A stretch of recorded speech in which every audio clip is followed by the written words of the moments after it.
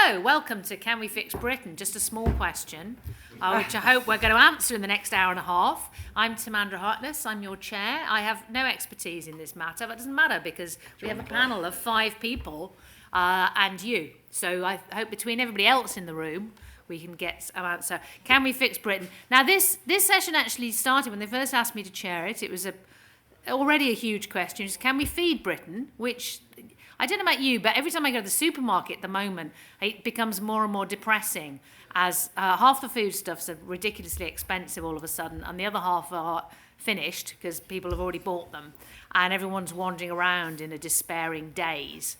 And the answer to this probably is that I should already have dug my garden up to grow potatoes, but I haven't. But now we've decided that given the state of everything, we should widen it out and make it, can we fix Britain? So just generally, can we make Britain work? Can we make it a society in which things run and people get what they need? So as I say, just a small question. And 2 of the panellists, in fact, no, 3 of the panellists were invited to speak when it was about feeding Britain. And so we've slightly pulled a switcheroo on them.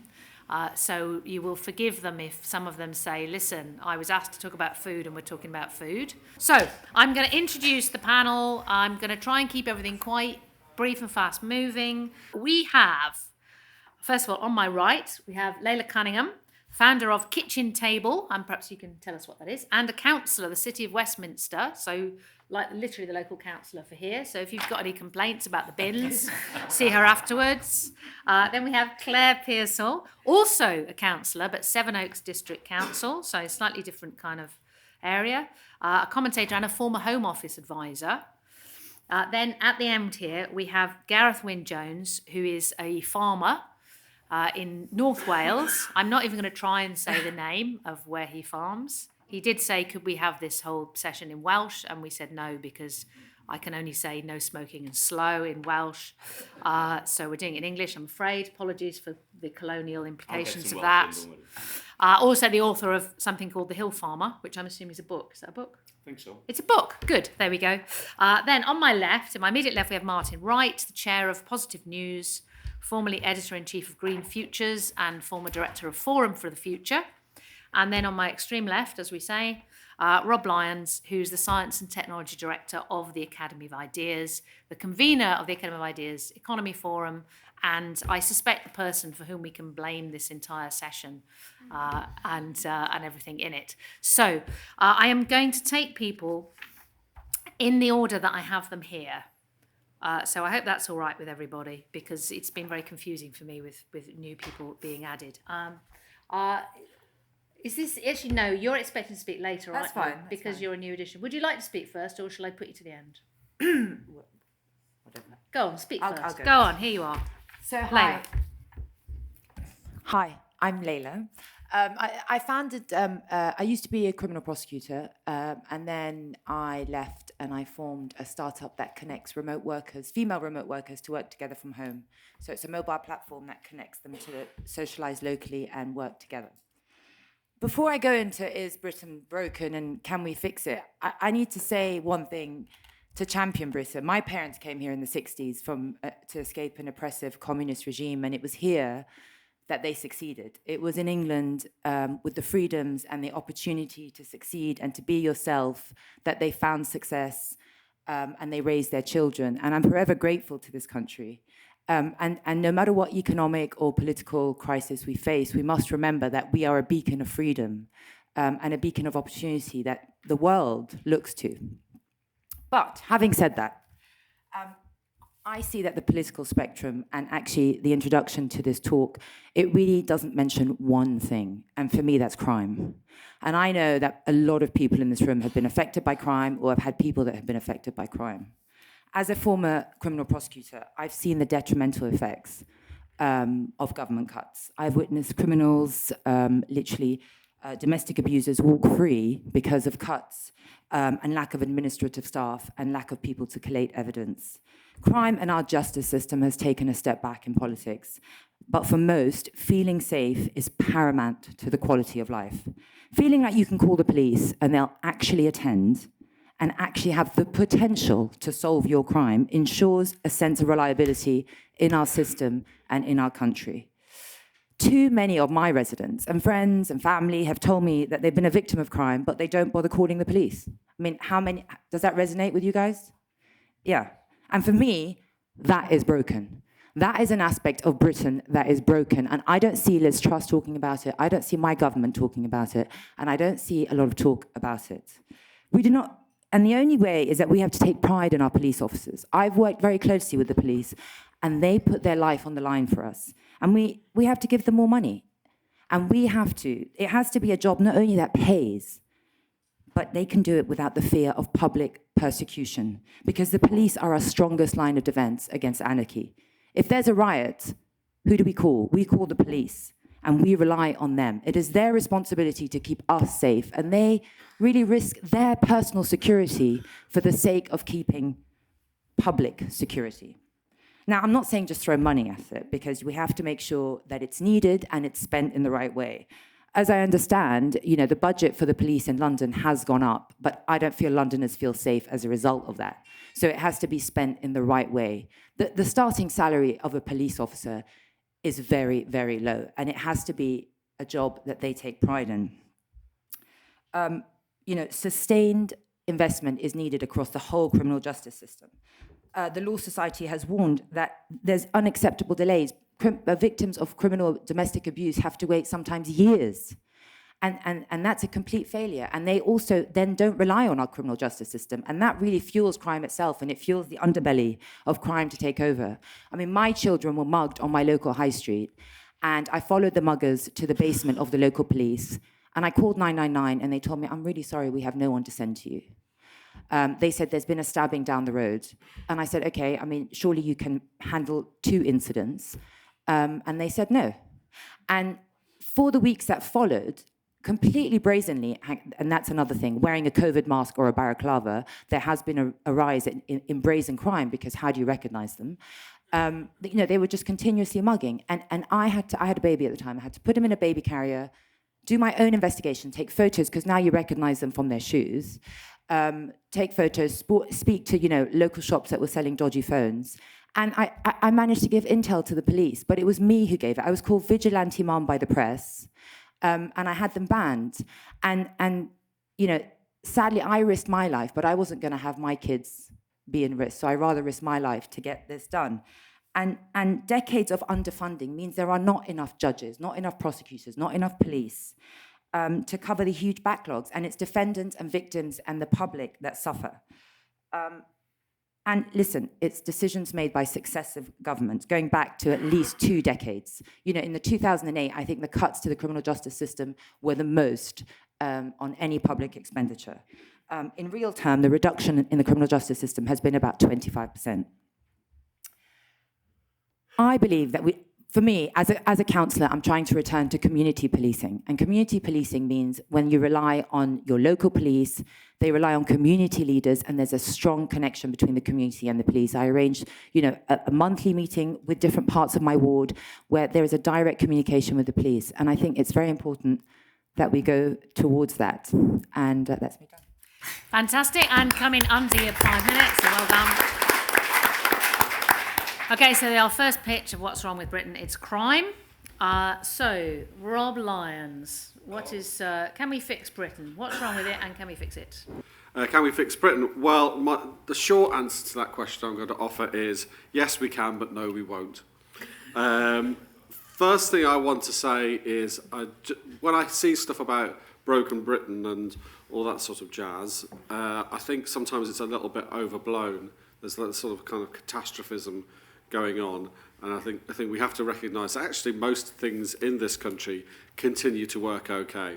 I nearly changed the opening of this after getting stuck on the Jubilee line the other night, but if you look at, for example, like the pandemic, that was a major sort of thing that could have really broken society, but actually, nobody went hungry because of lack of food. You might not have been able to get courgettes one week or whatever, or in my case, extruded corn snacks of the particular variety I like. But it wasn't because the food wasn't on the shelves. For the most part, there was food on the shelves. If people went hungry, it's because they couldn't afford the food, which is a whole different question. But and equally, in terms of nuance, we also have to recognise that when government ministers have a habit of going, the UK economy is fundamentally sound, actually it's not fundamentally sound. There are serious problems as well. So nuance is going to be very important. But my picks in this balloon debate for what's the crappiest thing about Britain, I've got three. I've got three H's. They are housing, heating and healthcare. And it seems to me, I mean, the next debate in this room, I think, is how do we solve the housing crisis? But, I mean, it is just the fact that people cannot afford to buy a home or even find a home to rent without extreme difficulty is a major problem. We may have low unemployment, but people struggle to put a roof over their heads given the wages that they've got, then that is a major problem. And the simple answer, surely, is to build more homes. And that means freeing up land to do that and taking away the constraints on house building. Secondly, we have the problem of heating. And I think that for all the stuff about Ukraine, this is a longer term problem, is that in the excitement over trying to push for net zero, we have made it very, very difficult to develop new sources of fossil fuels, and we are still hugely reliant on fossil fuels. And as we've seen with natural gas, we need lots of natural gas, and there is no way around that in the short term. And so the whether it's government regulations about things like fracking or denying licenses to explore the North Sea, or it's just the financial institutions more and more discouraging investment in fossil fuels. I think this is a really bad idea. If we can replace fossil fuels with something that doesn't produce greenhouse gas emissions and is equally secure and reliable, then that's brilliant. As far as I'm concerned, that's great. But until we can do that, this push, the one-sided push to net zero, shall we say, is a major problem. And the third thing is healthcare. In a way, we're victims of our own success in that we have seen a steady increase in life expectancy, and we have had better and better medical interventions. But we failed to plan for that rising life expectancy. We treat social care like the poor cousin of healthcare, and the result has been that ambulances queuing up for hours outside hospitals. They can't offload patients because there are people who should be back in the community or in a care home who are stuck in a hospital. And yet when we get more money allocated to social care, it tends to get sucked up by the NHS instead. So we need to get serious about this. And it might mean that the money that people have in their homes, some of that has to go towards their social care. And we shouldn't be afraid of doing that. And in general, we should be looking beyond the state-run, state-funded and state-run National Health Service, which is pretty an outlier now in terms of healthcare around the world, and look at other models in continental Europe where they have universal healthcare, but they don't do it on the basis that the state runs everything. So we can fix Britain with those three examples, but we won't. We won't deal with the housing problem because of the vested interests, because of people refusing to allow development in their local area. We won't deal with the heating problem because net zero is now so ingrained into absolutely every institution that there is an unwillingness to confront the fact that we might not be able to do it as quickly as we would like. And we won't deal with the healthcare problem because the National Health Service is as has been said often before, becomes something of a national religion that no politician will ever touch. And until we stop kicking the can down the road and deal with these issues, then Britain will remain unfixed. Thank you very much, Rob. Okay, so we're adding to the list of what needs fixing. Claire, what's the view from Sevenoaks? And by the way, feel free, if you have any solutions to anything, do feel free to stick them in, because we don't want it to be non-stop doom from beginning to end. Well, I mean, I think that's where we can all come into this, because when I looked at this question, it's so enormous. How can we fix Britain? And I think the first thing you need to look at is it actually broken? Because I think a lot of it is down to perception. talking to people in my own ward, talking to friends in my area, the immediate answer is, is Britain broken? They say yes. And when you say, but what? What is broken? What is it? Well, I can't get a GP appointment. The police are not coming out to look at the antisocial behaviour. And you start to break it down, and I do wonder sometimes if this is our perception of what we want our services to be. The pandemic did teach us an awful lot. It taught us self-sufficiency. Because as we've just heard, there was food on the shelves. It may not be what we wanted, but we weren't going to starve from it. Some people were, but I think that is a debate for a different day. But I think we learned to change our behaviour, and I think this is where some of this comes in. We are learning that global events change our own behaviour. We are seeing it with the energy crisis at the moment. Now, my party, the Conservative Party of government, doesn't like big state intervention, but it did when it was bailing people out in the pandemic and with energy costs at present. So we see big state intervention. So it's almost as if everybody is looking at everything and trying to fix every part of it without breaking it down step by step. And I think successive governments have done this with healthcare. They have not seen the link between social care and healthcare. The NHS is seen as this be-all and end-all, but realistically we need to look at why we use it, what we use it for, and what we want it to be. And these things can be very, very different in very different areas. We've just heard about crime in Westminster. Now, in Sevenoaks, we don't have that level of crime. We are very, very lucky. We do have crime, don't get me wrong. It's not a panacea for everything, but it is different. So the different policing methods that are needed from Westminster to Sevenoaks, you're going to look at what your forces can do and what you need them for. So I think we all have a part to play in this. It's very, very easy and almost very lazy to say, yes, it's all broken and it's all terrible. We've just heard about the 3 H's. Well, in my council ward, and it's certainly in my district, we have the 3 P's. And what people want are planning, potholes, and parking. Those are the issues that rile people up. Those are what people are elected upon. If they can sort out those issues, then they are the be-all and end-all. So I think we have, as a nation, become slightly entrenched in positions. And I think we've seen that recently over the last year with all the political turmoil, from Brexit all the way through to the pandemic, to Partygate, and now to mini-budget-gate. We've seen it. We've all become entrenched. And I think we need to stop and look at what we've got, be slightly appreciative, but also learn how to use it better. And I think that will be the way forward. Thank you very much.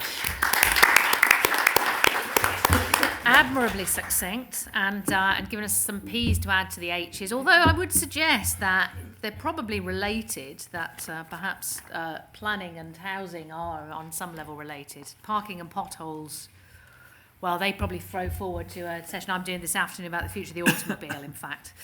So Martin, you're the chair of Positive News. Do you have any positive news for us? I don't know. Let's see. Yes, can we fix Britain? I mean, as a couple of people already spoken about, we only want to fix something when it's broken. And we do keep hearing this phrase, broken Britain, and it's not a new phrase. It's been around for quite a while. It's become something of a recurring theme, a rather lazy recurring theme. David Cameron in 2010, I think it was, when he just assumed the reins of office, he came up with this phrase, broken society, which was characterised by, and I quote, irresponsibility, selfishness, behaving as if your choice is of no consequences, children without fathers, reward without effort, crime without punishment, rights without responsibilities, which actually sounds like an uncannily prescient description of Boris several years later. But everybody has a go. It's not just on the right. The Guardian had a headline recently, 10 years that broke Britain. And there was a whole litany of Tory wickedness underneath it.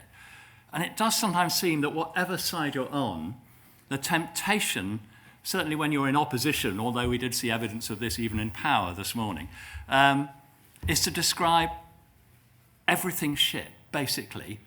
There's no sort of nuance allowed. Journalists help drive it with their gotcha school of journalism, never happier than when catching someone out. And campaign groups do it too. I mean, don't get me started on some of my environmentalist colleagues' favourite comms cocktail of inducing mortal terror into people while also telling them that it's all their fault. So we seem to have this sort of politics of Schadenfreude. You see it in the faces of, in this case, Labour, talking of the latest government omni-shambles as a disaster for working people, and a very furrowed brow that can't quite conceal the sheer delight in their eyes. You can tell that, short of seeing Kwasi Kwarteng setting fire to an old age people's home with wads of £50 notes lent to him by his hedge fund mates who profited from shorting the pound, they couldn't have hoped for better.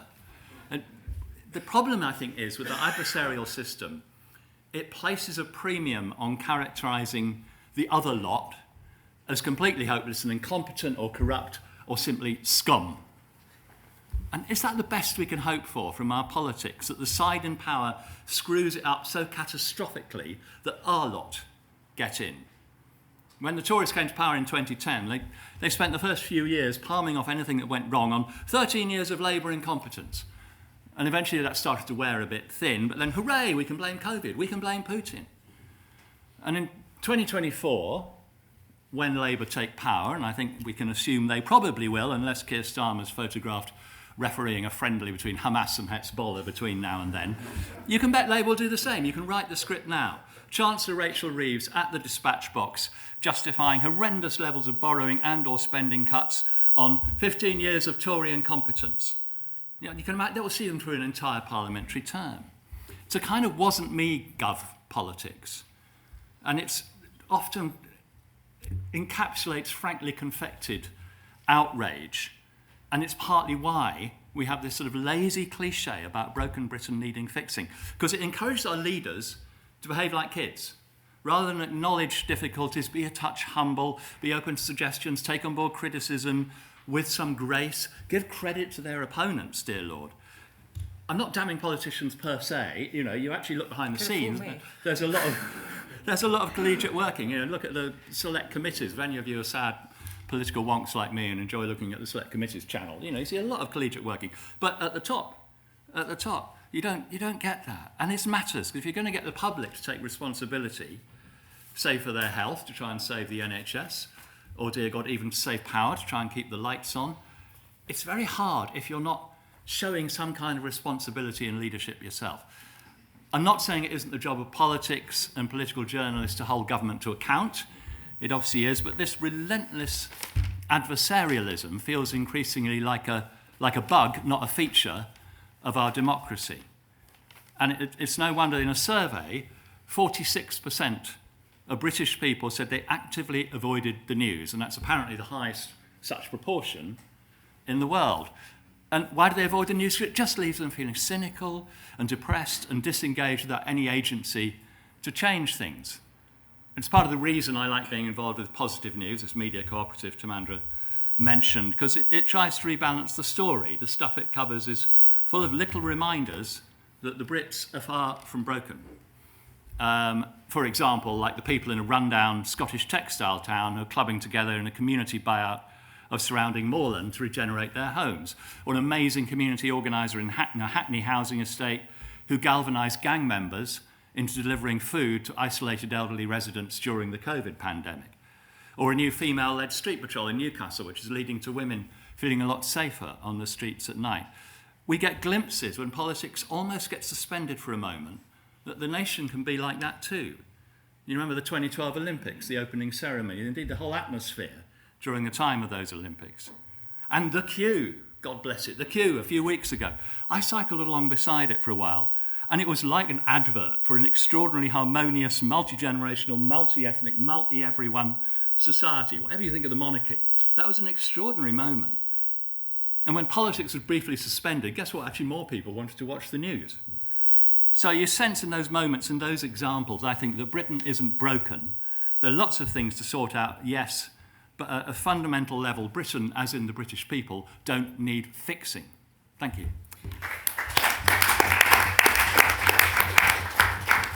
Well, thank you for a note of optimism there, Martin. That's made a change. So, Gareth, do you have solutions? Do you have problems? Give us your 5 or so minutes worth. I wish I'd have prepared a little bit better now but I'm going to come from a different angle, because you're going to need me or one of my colleagues every single day. I'm a farmer. I produce food. and we are in dire straits, believe it or not. But we can build a better Britain on our bellies, and we have to start to look forward. I'm going to give you a few examples. You've had the H's, you've had the P's. I'm going for the F's.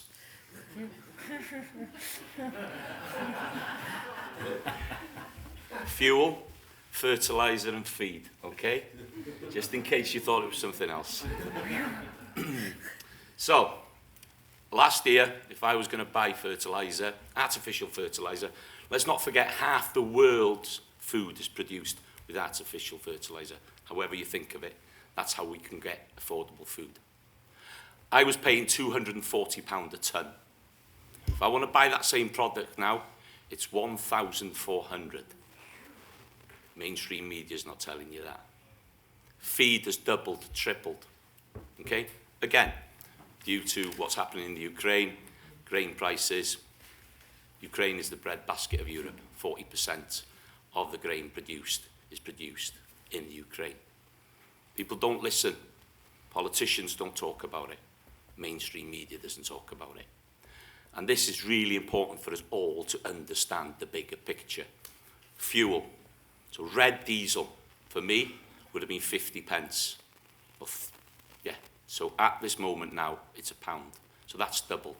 So when you hear people saying food's gone up in that supermarket, and it's not Tesco's that's bringing you food, they're delivering it, but there's a farmer somewhere behind it. And if you want affordable food, we have to secure it in this country. We have to start digging for Britain. We have to start producing more local, seasonal and regenerative food. We have to stop wasting food. We talk about the problems in our NHS.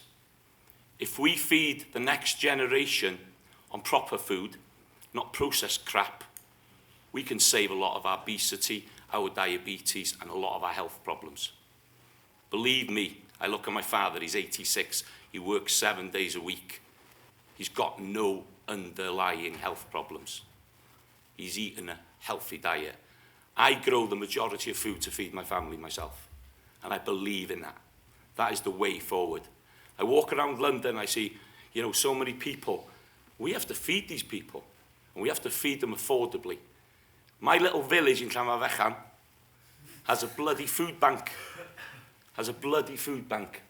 And I hate to say it, but there's people in the country, in the cities, that can't afford food. So we have to address it. So we need a farming food revolution, and we all are part of it.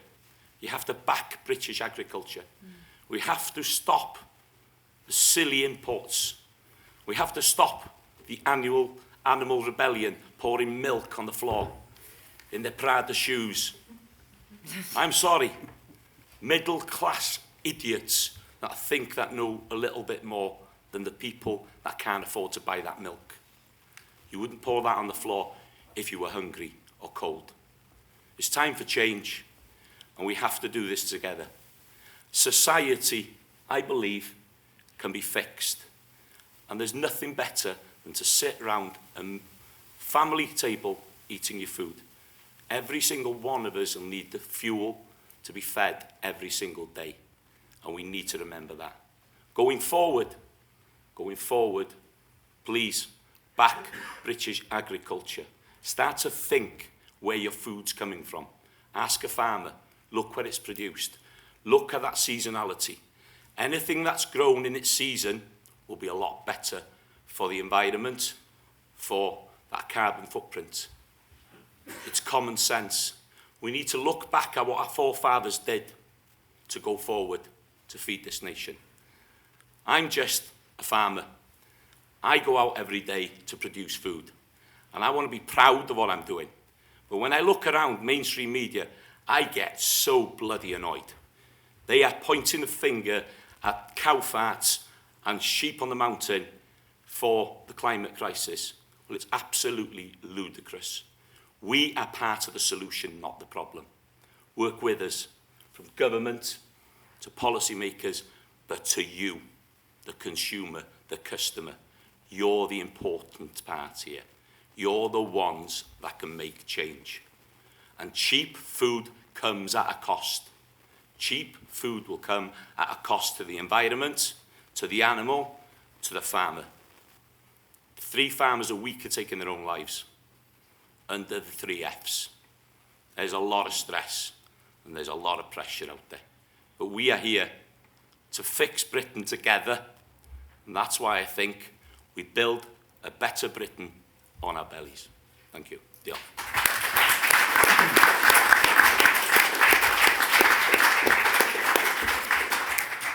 Thank you, Gareth. There's a rousing note to end on. Well, so lots of things have come up here. We've got, and in a sense, we're slightly pulling together in one event a lot of strands that are being talked about all weekend. We've got crisis of the institution of the police. We've got a sense of crime and disorder. We've got the problem of healthcare. We've got housing and maybe planning is part of that or part of the solution.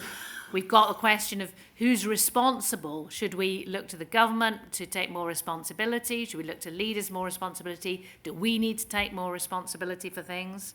We've got the politics of schadenfreude or perhaps blame, where perhaps the people we do look to are looking for excuses and reasons for things rather than solutions.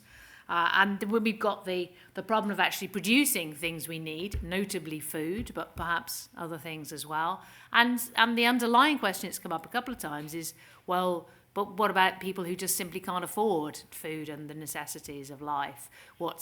How can it be that in the 21st century in a advanced country there are people who can't afford the basics of life? So there you are. We have about an hour to solve all these problems. So I'm going to come out to the audience. As always, feel free to ask questions if you want to, but if you have answers, solutions, points, opinions, all those are good. I'll take a few and then come back to the panel. I'd like to suggest, before we can, not to get to Rob's point, but one of the things that might help get to some of the material questions that need solving, maybe there are some things we need to clear out of the way so we can see the wood for the trees. 2 of them, I think, one is mental health, and the second one is privilege. So, on mental health, one of the things that I was really relieved about, one of the few things with the COVID crisis, is that we could stop hugging. After Diana, there was a whole introduction of the whole culture of hugging. What I mean by that is that we all needed to wear our heart on our sleeves. And I think from then there's been a manufacture of a problem where we look to people's vulnerability, and we have actively gone about undermining the resilience of our young people. So one of my solutions would be to get rid of some of the laws that stop children working. Milk round, paper round, shop work, all those sorts of things. I think we need to get young people out working again. The other thing I would suggest is privilege. I was in a workplace meeting the other day, cross-organisation, large local authority. There was a long list of things around which you had to judge your privilege. One of them was whether or not you felt safe to call a policeman. That's apparently been seen as privilege. The second one is whether or not you felt comfortable with the concept of buying a handbag. So what I would say is the very notion of privilege is so broad, so diverse, that what we're doing is we're manufacturing a whole generation of people to potentially see themselves as underprivileged and dependent potentially on state intervention to support us. And I thought that was quite an interesting, insidious way that at a organisational, cultural level, there was the introduction of the idea of, I might be missing out on something here. And I think that it's a sort of another way of sort of introducing, again, this sort of lack of resilience, our ability to cope. And I think those 2 things together, around mental health, privilege and resilience, are some of the things that we need to clear out the way. We're much stronger than that and better than that. Thank you. Okay, so we've got an H and a P to add to your lists. We've got hugging and privilege to add to your lists. Most of the points that have so far been raised have essentially been subsets of an economic policy, most of them. There's one exception, really, and that's Martin's call for consensus politics, which I think has its own problems. Certainly, the example, it can lead to corruption, and also in the case of Germany's Merkel's long-standing premiership, made the country criminally dependent on a country that now turns out to be our enemy, rather than a trading partner, Russia. Now, I think speaking as an speaking as an accountant, one whose many clients are collectively paying millions of pounds into the exchequer, I'm intrinsically sceptical of answers which call for more government spending, because I know who's going to end up paying for it, and they're already pretty strapped. I don't think it's the answer anyway. Economically, if we're going to make more of a success of our country, and in particular use up some of the unused capacity in businesses, be it unused shops, empty factories, unused machinery, then I think it's going to have to be on the basis of encouraging financially the commercial sector to just do better, which is, I think, the reason why the onus has now moved back to tax cutting, particularly as after lockdown and the crisis that's created commercially, the government is now at a record high proportion of the economy, so high it hasn't been this high since the end of the war, 72 years ago. I think a key part of also what is going to get commercial activity going again is addressing something that none of you have raised so far, and that's the employment crisis. The lockdown also led a lot of people, particularly skilled workers, to leave the economy because they thought they would take early retirement, and that's been a particular tragedy in both the NHS and delivery drivers. There are tons of jobs out there, there just aren't enough applicants because so many people have left the labour market. There are things that can be done in terms of taxation to make it simpler and more remunerative to go back to work. And the housing market is an even worse example. There are simply tons of bureaucratic and tax controls on that market without thinking too hard. 11 taxes: stamp duty, CGT, inheritance tax, council tax, Section 106 agreements, you local councillors will remember that one, construction industry scheme, VAT, reverse charge VAT, corporation tax, national insurance, the apprenticeship levy. All of these hit British business, and that is the reason why commercial activity is not growing in the way it should be in this country. This is just for Gareth and Jones. Thank you for what you said. I've got a couple of questions. Have you got any insight into the government paying farmers to stop farming and to buy up their land, which is something I read about, and also the attacks on farming on the continent and in Canada, where they seem to be up in arms about it? Thank you. I'm going to go for a solution, why not?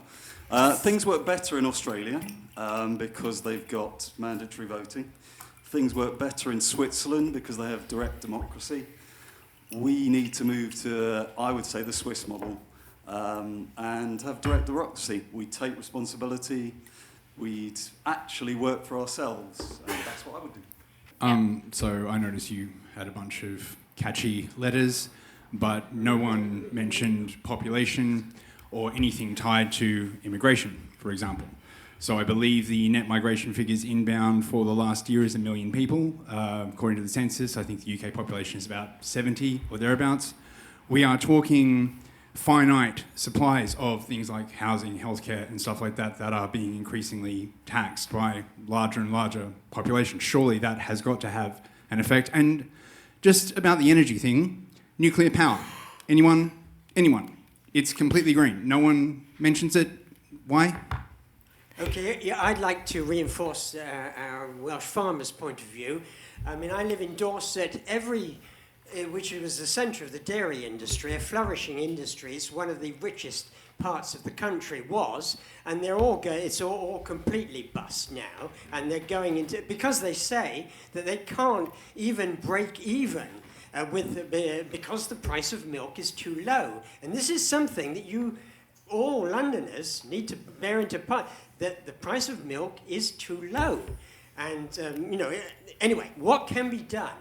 Well, one of the things is put up things like the price of milk, but there's another method, which I recommended a long time ago to the Liberal government. Lloyd George in the 30s, he had a scheme for settling people on the land and giving them a start and some equipment.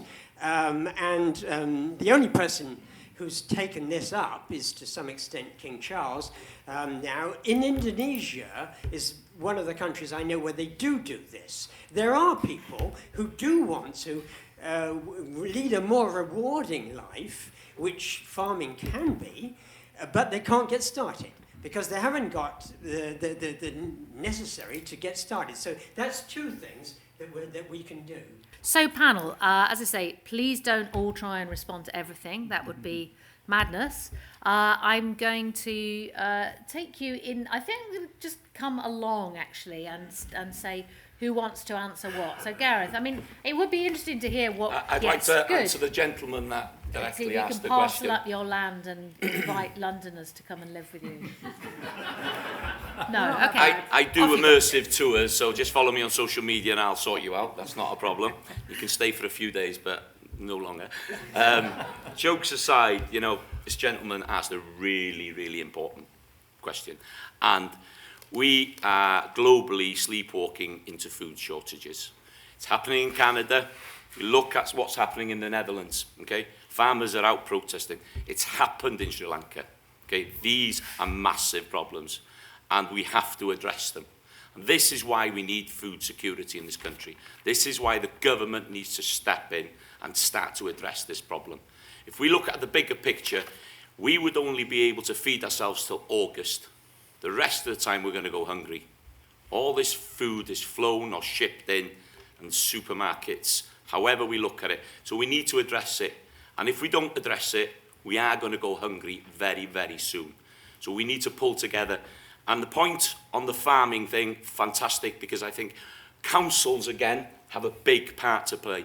Councils have been selling off the golden egg, the golden goose, you know, the land parcels, these council farms, which were the starters for so many young farmers. And Lloyd George was Welsh, and he was bloody right. He was right. Get people back onto the land. Get people to understand what food production is all about, seasonality, growing things.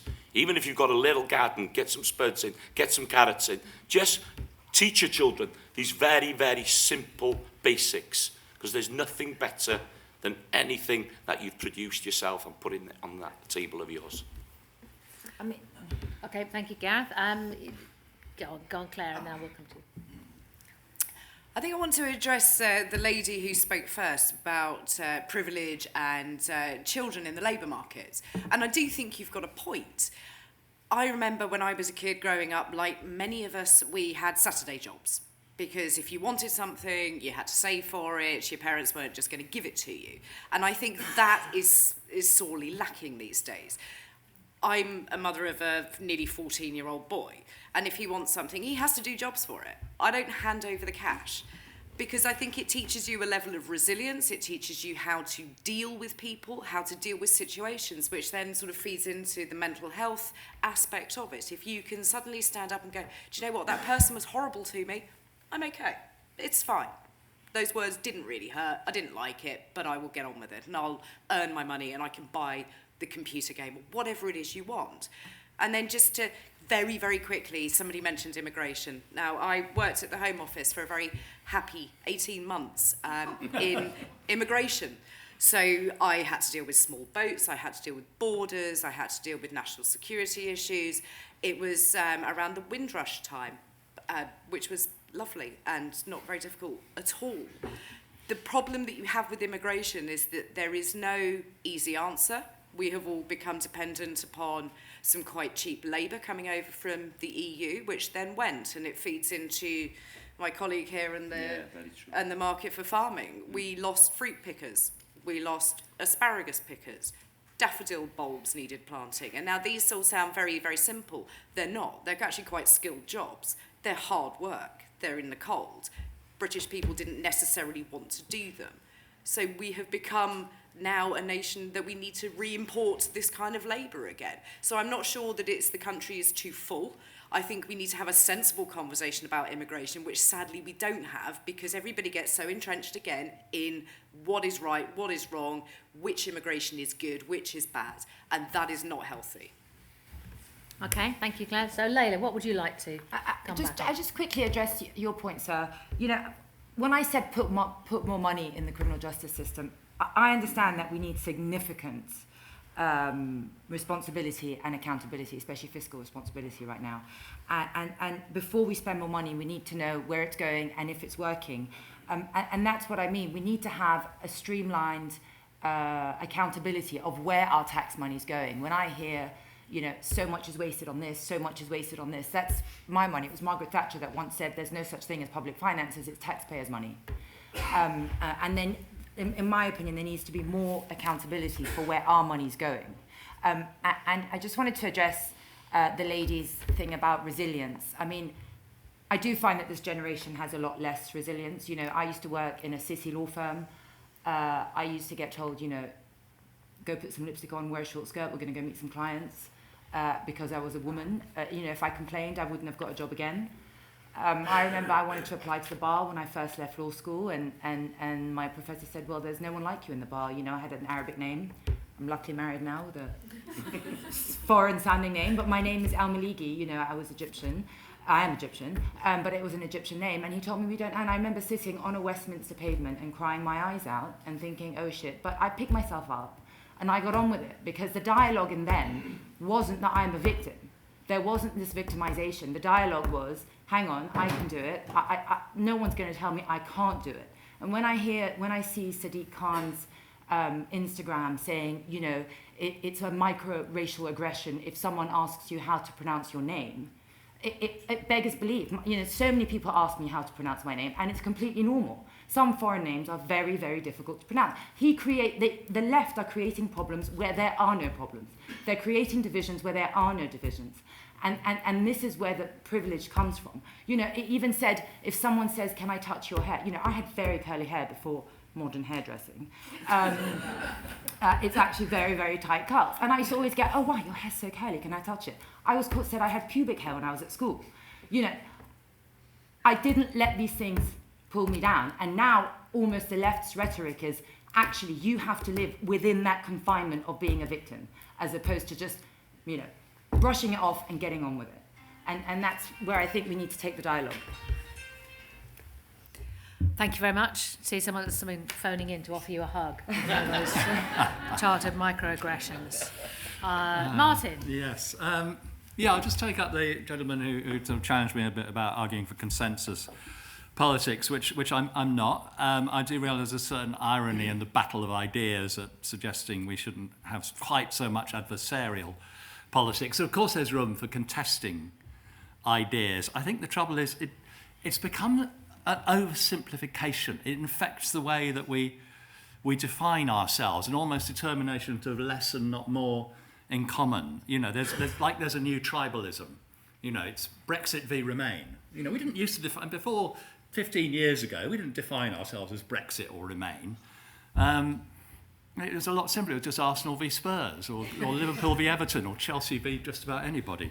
But it's also there's a weird kind of algorithm, you know. So you're against trans rights, so you must have voted Brexit, so therefore you're a climate skeptic and you don't like Meghan. You know, it's like we've been thrown into a sort of giant sorting hat and we all emerge as Montagues or Capulets. You know, I think we can have a slightly more sophisticated politics than that. Just a couple of brief points on the farming side of things. There has been a campaign, I don't know much about it, but to reform the planning laws such that if you are going to cultivate land, work land, you should be allowed to build a house on it. So that you don't have these insane rural property prices that would stop you doing that. And I think that's an excellent idea. Obviously, there'd be a lot of devils in the detail, but I like that idea of encouraging more people into farming by not making it financially completely beyond their reach.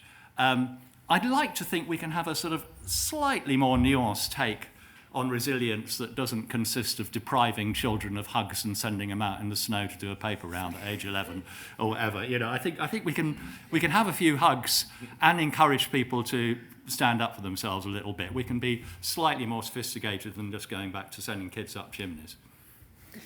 Well, we can't have chimneys anymore anyway because coal produces too much carbon. So, Rob, can you give us answers to any of these questions? Well, I think I do think that getting the government out of the way is often, as a rule of thumb, is not a bad one. Looking at Gareth's problems, fuel, in other words, oil. We should be developing oil and producing more of it and encouraging more production of oil so that the price comes down. That would start. Fertilizer is made from natural gas, and again, we're scrabbling around trying to produce fertilizer now because there's not enough natural gas, and we should be encouraging the production of natural gas. And these things are being held back by government and by sort of international bodies who are, saying that we should be discouraging investment in this, telling companies that if you invest in fossil fuels, these will become stranded assets, that funds should divest from investing in fossil fuels and so on. And these are the kind of symptoms that come out of it. The same with farming. I sometimes fret about how much regulation there is of farming, and then there's subsidies, and you've got to do this, you've got to cut this or prune that at a certain time. I had a conversation with a dairy farmer 10 years ago. I was speaking at Abergavenny Food Festival, and I was talking to him about the sort of looking after the land subsidies, as it were. That's a better name for it than that. And he was saying, for example, I've got to cut my hedge on the 1st of October in order to get this payment, but the guy over there has to cut his on the 1st of September because he's in England. And there's all these sort of Byzantine kind of rules and regulations around farming. So they get in the way of being actually just growing food, as far as I can see. And secondly, we do have a real problem in farming with allowing people to work at scale. So as much as we probably need the starter farm as well, we need to allow bigger farms and more efficiencies as well, where we can have more specialisation, use the best possible techniques as well. We need a mix of these different things. And governments constantly interfering and not allowing innovation and entrepreneurial methods and letting people take risks, that I think is constantly holding us back in a wide range of different ways. If I buy some land, then apart from just making sure that the building is safe and it meets certain regulations, I should be allowed to build a house pretty much wherever I want. And that's the kind of attitude that we need in order to solve housing crisis, solve farming, and solve a whole bunch of other things. Regulations are a nice idea at the time, but actually they're getting in the way of people getting on and doing these things that would solve our problems. Okay, so the panel are raring to come back again, but I am going to come out for another little round of points before I come back to you. So first I just wanted to echo sort of maybe framing Broken Britain more as with population, we've probably had the highest population we've ever had. So it's almost like these are problems that no other generation has ever faced. So they're unique in that way, not necessarily better or worse, but they're unique, so frame it as the unique problem. And I guess I wanted to provide one solution, especially hearing about farming, that in education, because I feel, especially in secondary education, we focus a lot on very academic subjects, like they're pushed as the compulsory ones and the ones to value, like maths, science, all very good. We need people in those industries, innovating. There's a big emphasis I see on the government, like innovation, which can help farming indirectly in other ways.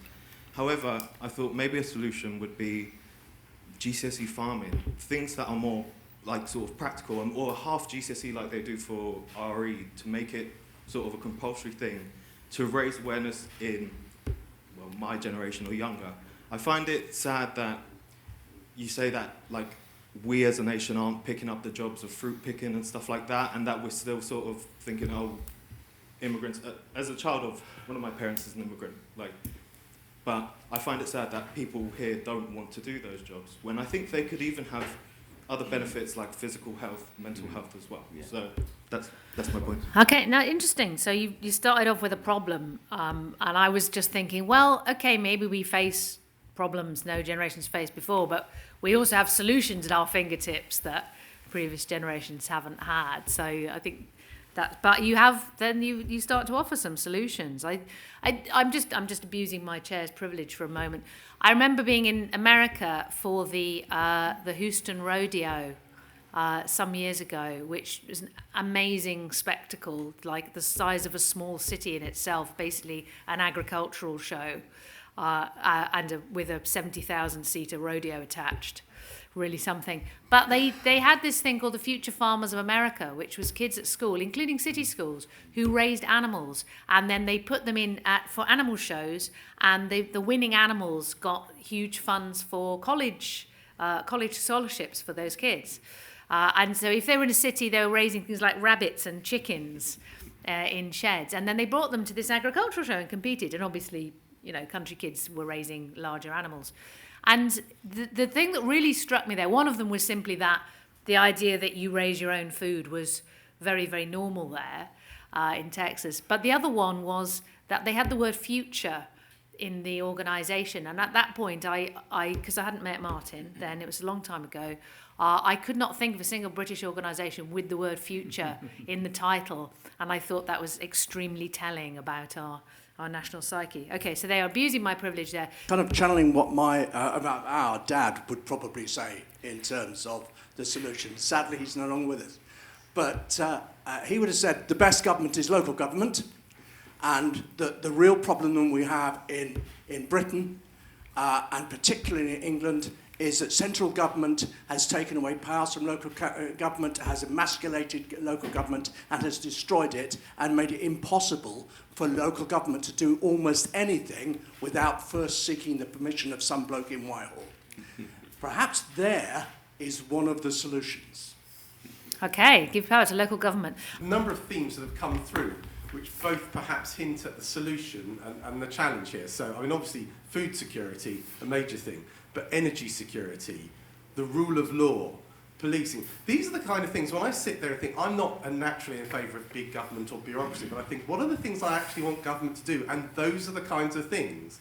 But there's also a how-to, which is you don't do it by creating lots and lots of regulations. You turn it round and say, this is what we need to happen, and you direct those things. And I think that perhaps comes to that point of, we're not talking about consensus politics where everyone sits in a circle and chants and agrees, but that level of consensus, I get so irritated when one lot goes on, we believe in hard-working families and this and that, as if the other lot don't. We love our kids, hey? It's not, to me, it's not helpful to the debate. And I think, the reason I came to this particular session is because we've had just such a roller coaster ride in the last week. I think we're at last seeing the consequences. So you can have any policy you like, but if you screw up the reputation of our currency in the world, you can't afford to pay for everything. And that's a reality. So I just kind of wanted to sort of echo, see what the panel thought of that kind of thinking of how you link all these things together and recognise it's the fundamentals government needs to get right, and then people can do the rest. There's been a lot of talk here about not enough people, and at the same time, too many people. And I thought that doesn't entirely add up. And I actually looked at the statistics recently about the rise in the inactive population, and some of it is people leaving the workforce early because they can, because their pensions have done very well during the pandemic. And some of it is people on NHS waiting lists who can't get treatment for over a year and are not able to work because they're ill, or their productivity is declining because they're ill. I would add to that another group of people that doesn't get talked about enough, which is the extraordinary number of older women who are forced out of the workforce in order to care for relatives. And also the fact that we still have not solved the childcare problem, so we also have younger women increasingly being forced out of the workforce to care for children. It seems to me that if we could do a little bit of investment in reducing NHS waiting times, in improving our social care and improving our childcare, we might go a long way towards solving our problem of not enough people. Maybe the whole problem is the premise upon which this debate is being made. Broken Britain. What if the rhetoric was actually, let's build better Britain? More yield per hectare, more police already on the street. There are already the longest living people in the history of Britain here. All now, not a future, but they exist today. We have treatments for diseases we couldn't even imagine we treated 100 years ago. We've got 50% of our population going through higher education, and on and on and on. Probably the lowest crime in areas. It doesn't mean it's all perfect, but maybe the premise that everything is broken is the wrong premise. Maybe the premise should be, it's not too bad, how do you make it better? Thank you for that note of optimism. Okay, so I'm going to come back to the panel, and this time I'm going to come outwards from me, starting with you, Laila. With politics, the way it shouldn't be so adversarial. I don't know if that was mentioned this time or last time, but it's a point I wanted to make. I mean, the reason I went into local politics and the reason why I'm a Conservative, it's to form policy to help people and not to win elections. And I think that's where politicians may have lost sight. Right now, it's all about winning as opposed to helping people. And that's where we have to take a step back from politics and realize, we work for you. Someone mentioned the queue. For me, it was kind of wrong to see people queue for the queue, but MPs going first. I feel like we should have all been in it together, and MPs should have actually queued, because politicians work for you. Someone asked me the other day, who's your boss? And I'm like, well, the voters are my boss. You don't have a boss, but the people you work for. But in relation to what you say about women, that's why I formed my startup, because I had to leave the Crown prosecution because I went through an acrimonious divorce and I couldn't actually afford to stay in the civil service because childcare in London is more expensive. And that's one of the things the Conservatives wanted to address, but, don't know what we'll be addressing now. But that's why I formed it. And actually the main people of my, they were forming communities where they worked together and they all paid for a creche or a babysitter so they could all work together, because there are so many professional women and women who want to go back to work but can't because they're taking care of women. And I envisioned local communities of women working together, all taking care of each other's kids, and achieving that goal. I just wanted to mention one more thing about farming. When I have people come from the continent to visit me, or France, they're shocked that I can buy strawberries in December, because you can't do that in Europe. And we've become addicted to summer fruits in December. And that is a big problem. We've lost seasonality of vegetables and fruits. And I think maybe that we have to promote seasonality of vegetables and fruits and the importance it is to the environment and to our farmers. Okay, so ban nothing except out-of-season fruit and vegetables. Okay, Martin, what have you got to pick up on here? Gosh, labour shortages, Brexit, immigration, etc. The consequences were brought home to me at a personal level because I knew a farmer, turkey farmer, organic turkeys in Devon, who had relied for years on the same group of Polish people coming over to process the turkeys. And suddenly they couldn't come. No kind of gentle lead into this sudden cut-off. And they tried to use English labour. They couldn't get enough English labour, couldn't get enough local labour. And when they did, they were hopeless. And in the end, this poor chap killed himself. Now, people kill themselves for all sorts of reasons, all sorts of underlying reasons, obviously. But he was one, this is a single valley in Devon, and he was one of two farmers last winter, who killed themselves. And there was sometimes such a glib smugness about some of the pro-Brexit rhetoric, about taking back control, etc., etc. And I'm not saying this is a reason to be pro or anti-Brexit, but if the consequences of some smug political decisions and easy sloganeering leads to people going bust and in some, sadly, not that rare cases, toppling themselves. We really need to do better than that.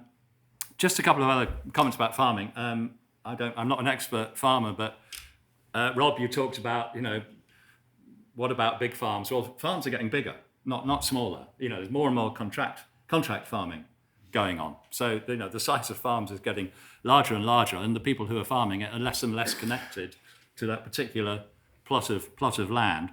I think your Rob's idea of the buying a bit of land and building a house on it wherever you like wouldn't be terribly popular in the Tory shires somehow, because Dorset would be filled up, all those nice little coastal plots along there. So that may be an issue. The population, one thing I think we often, I'm very glad that nobody stood up and said we're not talking about the elephant in the room. Because usually on not any panel I'm on, somebody says, we're not talking about the elephant in the room, and there's always population, this elephant in the room. One thing we do forget is across the developed world, fertility rates are falling. And in some cases, they're falling quite rapidly. They are falling, on the whole, they're flatlining or falling slightly globally. It's entirely possible if we fast forwarded to 2100, we'd be having a talk really worrying about population. And the worry would be the vertiginous decline in population. I'll stop there, I'll keep my powder dry for the last bit. Okay, Claire, what would you like to come back to? Kind of a couple of things, because a lot of it fits in with one another from what you've been saying. And I like the gentleman that said the premise of Britain being broken isn't quite right. It might not be great, but we're okay. And I think that is the one thing about the British population. We're not going to see an Arab Spring type thing over here. We're just not. It's not in our nature to do that. We will all complain, we'll tut, we'll go and have a nice cup of tea about it. However, when it comes to things like childcare and women in the workplace, that's what gets people excised. I've done a lot of looking at childcare. I have spent an awful lot of money on childcare, and that system is completely ripe for reinventing. I think if we make it easier for women to get back into the workplace after they've had children, but also to stop them leaving the workplace early. And that is the one thing that the civil service did start to look at under Theresa May. And sadly, I think that has sort of left our lives currently.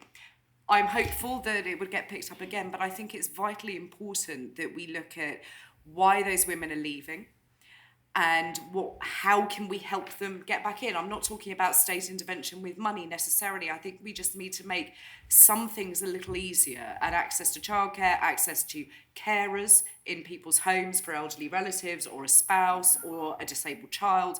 We need to look at that, and that is where local government comes in and the powers that were removed from local government. You are absolutely right, sir, that national government cannot do the job of local government. And I have seen that, and it is so frustrating. You want to be able to fix something that you once could, but sadly you have to go to Whitehall and it has to go through a very large system, and in 10 years' time you may well get an answer.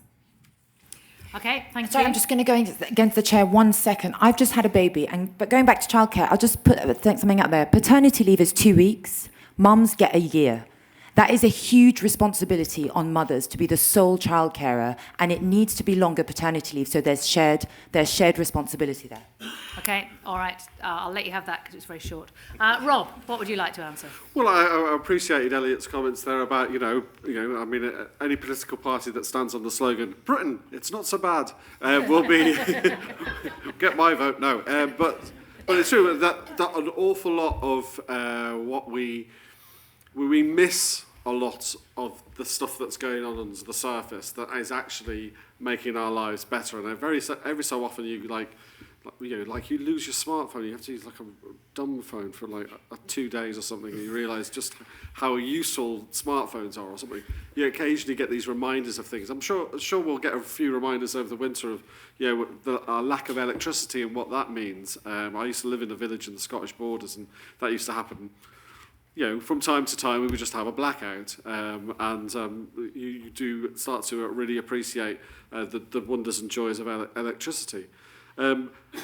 I think there's some really good points about local government and about these little barriers that, whether it's childcare, caring for older relations and all sorts of different things. You think, well, we could fix that. That's actually not that big a deal. Comes back to the point I made earlier about social care, for example, is that it's such a kind of Cinderella sector. But actually, by getting it right, not only would you improve the dignity of people's lives in their older years, but it would just free so much else up, whether it's in, for example, healthcare, whether it's in the fact that for women, and it is mostly women, being able to get back out into the workplace. So many different things could be, and it's not that expensive a thing to fix, I don't think, compared to some of the kind of money that we're spending on the NHS more generally. I think that although I'm generally not in favour of spending a lot of money and taxation, I think actually that would pay back if we fix social care. Okay, we get a bit of emerging consensus for the 3 Cs. It's well done, madam. Okay, so Gareth, what would you like to pick up on here? Address the young gentleman in the back about the school curriculum. Totally agree with you. I'd like to see more children on farms. I did a television programme with BBC Wales in 2015, which was called Farmer on the Food Chain. I took an inner city school from Ely to a farm, and it shocked me. It shocked me that them kids didn't know the difference between a cow and a sheep, and where milk comes from. There's such a disconnect, and we need to address it. Not only that these children need to go to school and understand seasonality, how food's produced, but they need to understand how to cook it. For God's sake, get them back to domestic science, go back to the basics. Don't go to Tesco's and buy chopped carrots and lettuce and all this. Chop it your bloody self. Grow it yourself. Be sensible. Washed and polished potatoes. I followed a potato, and this is a serious story in this programme, okay? I followed the potato. I wanted to do it about Welsh lamb, but the BBC weren't happy for it, so we did the potato. I went down to Pembroke to this fantastic farm. We picked this potato, we took it to a processing plant, washed, polished it, put it in a lorry, 100 miles across the border to England, to Avonsmouth, to Tesco's, big distribution centre, followed this potato all the way through, back on another articulated lorry, came back 100 miles, and it landed 3 miles from that bloody farm. And you tell me about a carbon footprint. You tell me them cows are to blame. This is what we need to address. And I agree with that gentleman. No, we're not that broken, but we can fix what we have got. That's the point. We're a great country. We're a great society. We're great people. We need to work together for solutions. And if we don't teach the next generation, then we're absolutely buggered, because they are our future. I've got 3 children. My utopia would be see the 3 of them making a living off that farm, because I've been fortunate to do something every day I love. I'm passionate about it, and I want to share it. I want to bring people back to basics and to understand food production, cooking, enjoying life. You're not chasing your tail after millions of pounds. My health is my wealth. One thing my father's taught me from a very young age: we never own this land. We're only custodians. And the thing he taught me is that we leave that land in a better place than you had it. And we should think of that about Britain.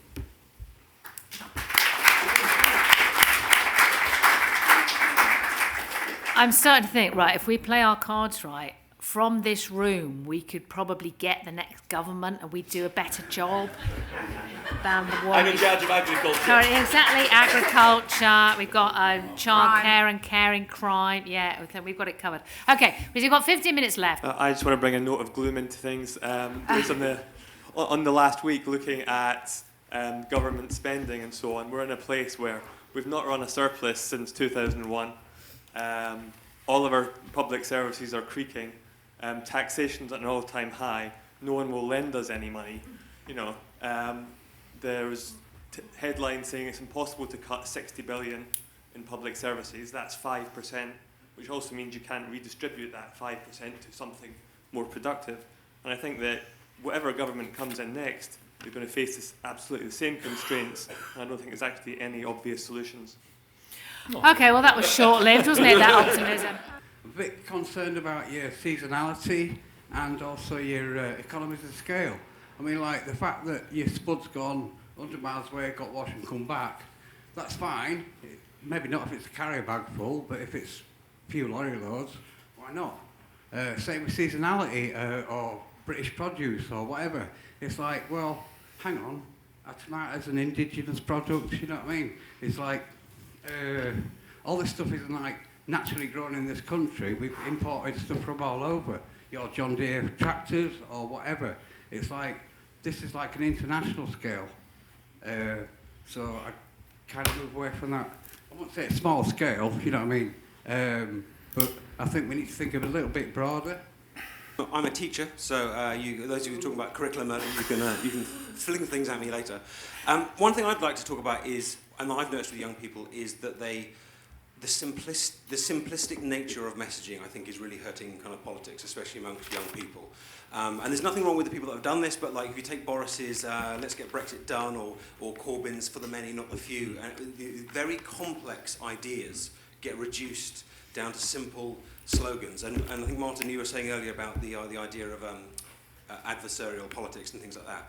And I think part of that comes down to these very complex issues. And everyone on the panel, I think, has spoken brilliantly today about issues. And what we've really come out of that is even 5 minutes wasn't enough to kind of get these points across. And yet we reduced them down to TikToks and we reduced them down to tweets and things like that. And I teach computer science, so I love technology. But I can also see that if we reduce these ideas down, we're not going to get consensus for them, we're not going to get popular support from them, and we're not going to be able to kind of find appropriate solutions to very complex issues. So the one N, nuance, or maybe complexity. Okay, yeah, so the person in front of you, yeah, that's good. Inflation and talking about the cost of food and so on, cost of living. And I think there's just too much focus on the cost of food, because in fact the cost of food in this country is cheap. I mean, if you go to France, and I'm not sure about Italy, most of Europe, the food costs a lot more. So why is this focus on pushing down the cost? Milk and meat seems to me far too cheap, and we shouldn't be encouraging this idea of, we need to have cheap food the whole time. And meanwhile, we're sort of really praising shops like Aldi and Lidl, fantastic shops, and all the middle classes, and say, oh, this is the best thing, that's ever hit this country. And they're importing everything from all over the place and keeping the prices, forcing the prices down. I don't think it's good for this country. And the other thing is, as far as farming is concerned, why can't we use students more? Students are now paying their fees. They need work, and I can't see why they can't be used more and put up, how much they get paid. If workers on the farms got paid more, then maybe they'd run to do the work. I mean, obviously it's something that is skilled. I appreciate that. So if I could ask you all on the panel to not try and answer everything, but in a couple of minutes, just sum up what you think are the most important points, and I'm going to just come along from that end to this end. So keep it pithy, keep it punchy, and let's send everyone out on a high, even if it's a gloomy high. Off you go. Well, as a hillbilly from North Wales that's come down to London, I've been totally impressed with the people I've met here. I'm usually on that mountain with sheep, ponies and cows, and education is key. And opening that conversation, really important with every single one of them. And I think, when we address these things and work together, we can find solutions. There's no doubt in my mind we can find solutions. It's not going to be easy.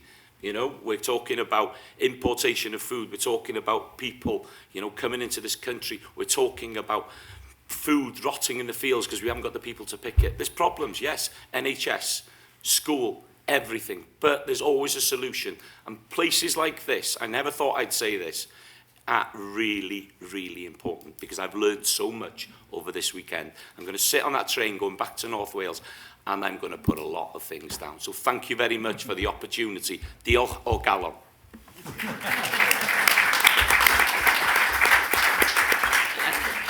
Thank you, Gareth. Claire. I mean, how do you follow that up? I don't have a nice story. I'm not going back to a beautiful farmland. But I think what is really invaluable is hearing, especially for somebody who works in politics, for listening about political slogans and complex issues and the things that we do as politicians, even on a local level. We have to produce a leaflet. It has to be pithy. It has to have photographs because people's attention spans are quite short.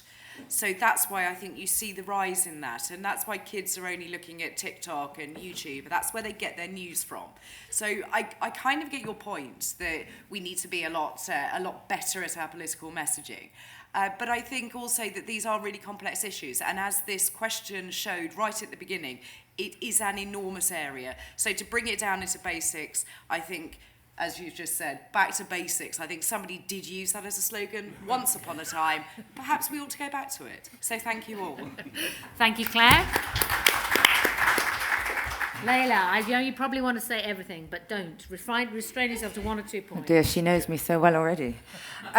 I strongly believe in responsibility, fiscal responsibility and fiscal accountability. And especially, I mean, today of all days and going forward. So before we spend more money on anything, we need to know where it's going, and especially in terms of the NHS, how it's being spent, in terms of education, in terms of everything. And I will just say one thing about seasonality, even though farming is not my thing, and I didn't come here to speak about farming. But everything, it all comes down to the environment as well. When I go to the supermarket and I buy a ton of food, they're like, do you need a bag? And I'm like, I obviously need a bag. And then they're like, how many? And I'm like, I don't know, how many, right? And then they charge me 10p for a bag when every single item I am buying is wrapped in plastic.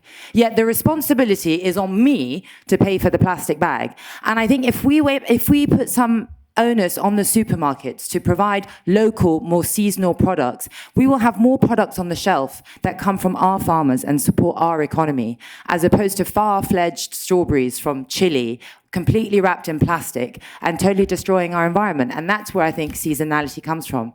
That's all I have to say. Okay, very restrained. Thank you, Laila. Okay, easy tigers. Okay, Martin. Well, okay, no, I'll keep it simple. I think the thing with our politics is that when you look at political leaders who tend to inspire people, they are ones who manage to conjure up the idea that they can lead you onto a more optimistic future. You know, Thatcher did it, Blair did it, Reagan did it, Obama did it. Ones that depress you tend not to get elected. You know, Jeremy Corbyn looking like a cross-geography teacher worried about the next Ofsted inspection. Or Winston Churchill in 1945 saying, all I can offer you now is more blood, sweat and tears. You know, great war leader, they voted him out of power. So I think if you can combine the sense of inspiring people that you can give them a better future with the idea it is a shared endeavour, the chap who said, you know, better Britain, but doing it together. You know, I think the first line, I might get this embarrassingly wrong, but I think the first line or key line of the Communist Manifesto was from each according to his ability to each according to his needs.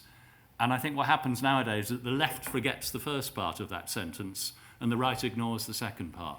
You know, a mind-warping, obvious cliche. John F. Kennedy, ask not what your country can do for you, ask what you can do for your country. If you combine some of that into a shared endeavour, but a compassionate endeavour with a few hugs, then we might start to find our way out. Thank you. Hugs optional. Thank you, Martin.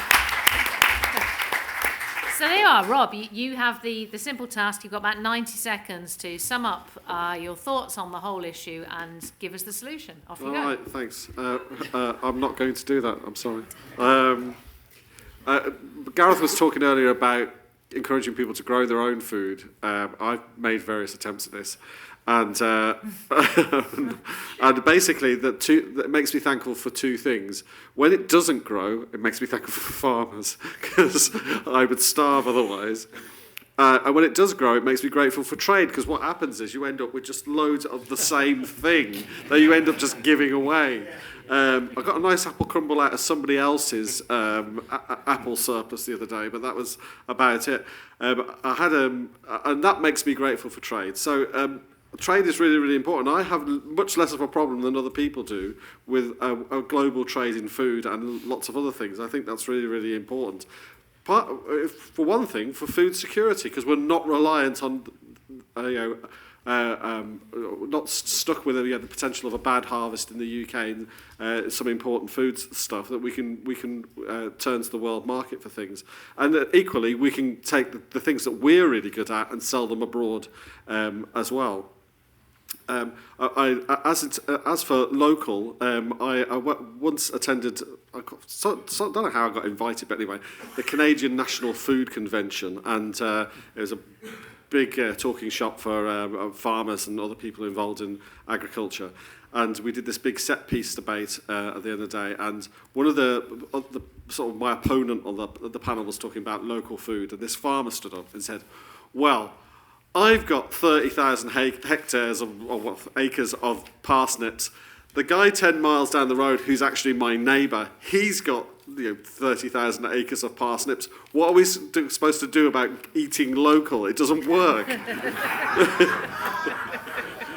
So I think the specialisation, trade, these are all really good things. We'll be a little bit dismissive of them. I think that they're really, really important, and they have been a huge boon to us as well, providing us with actually good, cheap food. I think there's nothing wrong with that, and we should be trying to have more of that specialisation, development, trade. I think that's all good for the prosperity of this country. Thank you, Rob.